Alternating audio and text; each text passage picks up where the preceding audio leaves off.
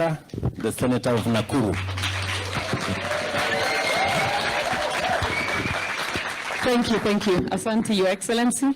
I know you told me to talk like that, but ulinikosea kidogo. Ulisema nimekaa Amerika miaka 20. Na mimi I'm trying to look like a 28-year-old. Sasa shida iko wapi? So anyway, I'm very delighted to be here tonight. And even, unajua for us ladies boss, eh? Anyway. No, I'm teasing. Good evening. I'm very delighted to be here tonight. Actually, back in 92, how old is that? How long ago is that? Woo, okay. I was in London. I started out schooling in London before I moved. Oh my gosh, that's worse, boss. I messed up, kidogo. But I was never good in math. So I know from where you're sitting, I get it. I then went over there across to the US and continued my many years. So very briefly, because I know we don't have time, mine I'll speak a bit more, Chairman, more specifically on my experience a bit. Janet, you're my friend on Facebook. Former mayor tulikuwa na wewe US some time back. So when I look in here, Kanyaru, back there in Joro, I know. So anyway, when I look in the room, I know so many of you, and I just wanted to say that for myself, my journey has been a bit different kidogo, but I wanted to talk to you, to talk to that because of you, Chairman. I also one day woke up and decided that I wanted to move back to Kenya and take a dive into this difficult, crazy field of politics. Let me call it that way because it's a bit difficult. And at the time, the reason that I decided to go back when I went back is because the new constitution had just come into place, and I felt that maybe there was better room even for women, so to speak. So I left my law practice then, and I decided to hop on a plane about 14,000 kilometers back to Kenya with my 2 little girls and go figure this thing out. So talking to you about maybe perhaps sometimes you just have to take a leap of faith. And initially also I didn't get it because I went, and I always tell people sometimes it's nice to be ignorant. I know that sounds crazy, because if I knew what I know now, I probably would not have been brave enough to even try and do it. Because I went there and it was 6 months to the elections. Can you imagine? Like, you can't be here if it's 6 months to the elections. I'm sorry to burst your bubble, but it's just going to be difficult. Because people start campaigning many years before, unfortunately. You know, it's just the truth. So if you're seeking a seat in these elections, you need to be home. You need to be in the ground. You need to be in the villages.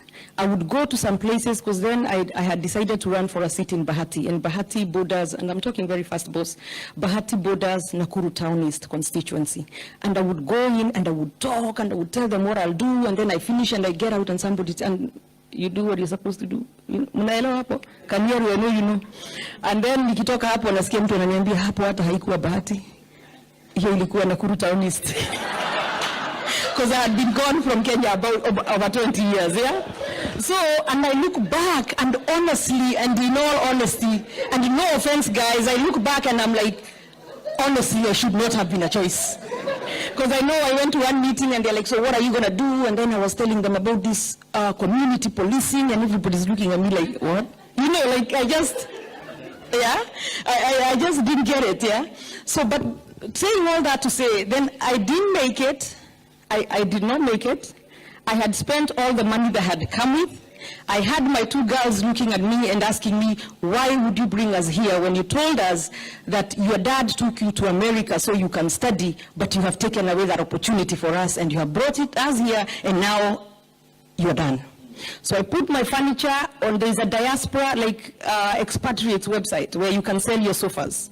I took pictures, I put my pictures back up there, and I was like, I hadn't closed my law practice. By the way, I had a very lucrative immigration law practice, big corner office. So sometimes it's the comfort that we must decide to leave. You know, sometimes it's hard to leave when you're comfortable.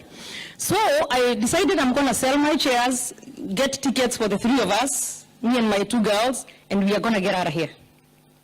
And then I saw a newspaper thing that a Sunday, like a week to go, and it was saying different, I was seeing speakers for different counties, assemblies, and they all seemed to be lawyers. And because my background was in law, I was like, why not try? But I was a bit also scared, because I was like, if you fail twice, it kind of kills your morale. Yeah, but I decided, why not try? Even if I fail, now I know, I close the Kenya chapter, kabisa, and now go become an American, you know? But anyway, it worked out. I ended up making speaker, ended up becoming a senator 5 years later, and His Excellency, who is a great supporter of the female gender too. Can we just have a clap for him? Because of him, and I'll say it out here today, because of him, I'm not even looking at him, I became the chief whip of the Senate of Kenya. But obviously, unceremoniously, simunajua. And by the way, the point of divergence, the reason we are here and not where we should have been, on a very practical example, the Prime Minister of the UK is Boris Johnson, right? Can you imagine Boris Johnson campaigning day and night for the party leader of Labour, the leader of opposition, Star? Is that even possible?